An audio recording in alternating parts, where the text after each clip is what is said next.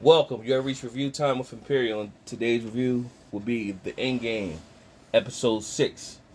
Let's get into it. So, at the end of last week's episode, this episode, let's just start off. Subscribe to the channel, like the video. The end of episode 5, Elena, she gave Val the address to Isaac Bisbee, who was the person who killed her mother. And Isaac, you find out in this episode that Isaac Bixby was an informant, and they protected him. That's how he got off in the trial.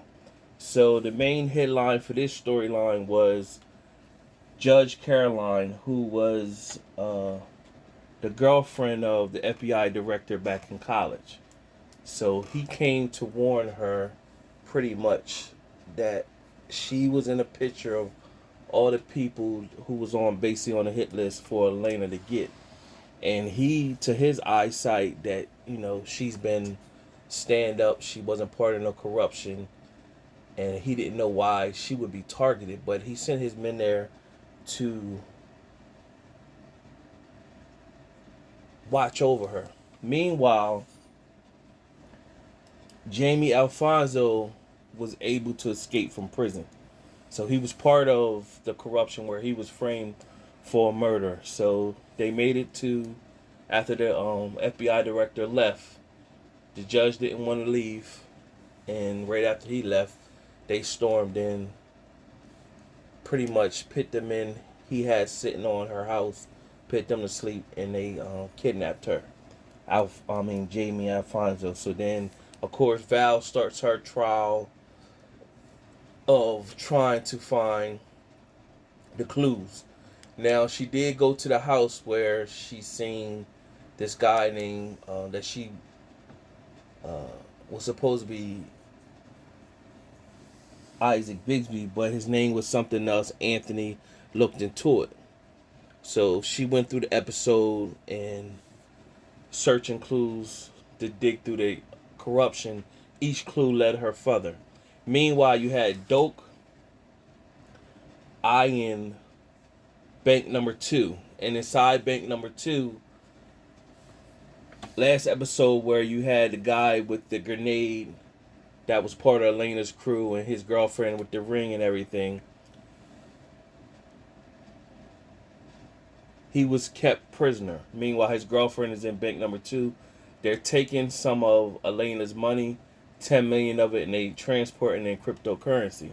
So meanwhile, Doak is seeing all this, so he know what's going on. They know Doak is watching him, but it's nothing he can do is by stopping it. So Doak calls her, says basically, we're gonna trade your husband for the hostages. So in the process of doing that, they shot at the door. They intentionally missed, and Doak offered him a ring for his girl that he had for his girl.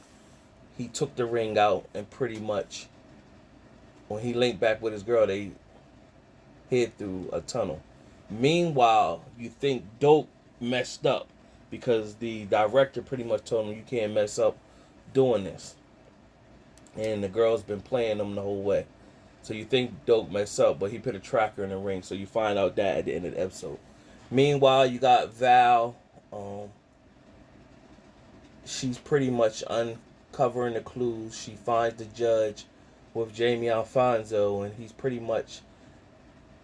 wants the judge to admit her corruption. So she pretty much admitted she had 25 fake witnesses, and they couldn't fight for themselves, and she was part of the corruption. So he jumped out the window where you might thought that he was killing, but it's really for him to get free.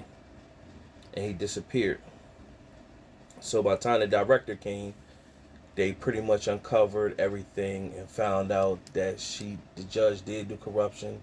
He pretty much approached her like, when did this happen? You would stand up. Did they just come and give you an envelope? What happened? She denied it at first, but then he had her arrested. So right now, the FBI director does look like doesn't have his nose dirty, and he's on the up and up. But a twist can happen at any moment. Meanwhile, back at the jail, you got Sergey and Owen. Now the guy that's from Sergei's country, he got out of an infirmary. He was supposed to be in there for a week, but he didn't. So he made friends in there. So you can see it's a problem great happened in that jail because he's trying to act like everything is cool with Sergey, but it's not. He'd already made friends with some other guys that he probably didn't told them what's going on. So you see something brewing, and Owen said this is going to be a problem. They only got 4 days left till they're going to get exit released from the jail or prison break, however that's going to happen. Meanwhile, after all the corruption is uncovered,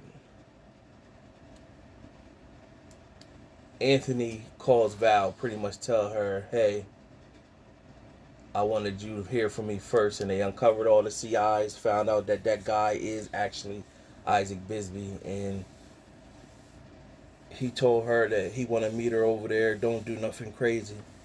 And so she's okay, but then she can't sleep, she's thinking about it. So she shows up to his house and pretty much approaches him and tells him, that her mom was an angel, she didn't deserve that, everybody loved her. And he pretty much blew her off, like, I don't know what you're talking about, get out of here before I call the cops. And she said, I am the cop. And he blew her off. And he ordered some food. So he thought she was the person that was giving him, like, not food, like some door delivery, like getting his food and cigarettes. So as soon as the person came for the delivery, he took the cigarettes out and started smoking it. As Val was walking off, he started to choke and drop. She goes and visits Elena, finds out Elena knew his whereabouts, knew he always ordered the same thing all the time. She laced his cigarettes. He died, and she basically wanted Val to see him take his last breath, and that was her vindication for her mother.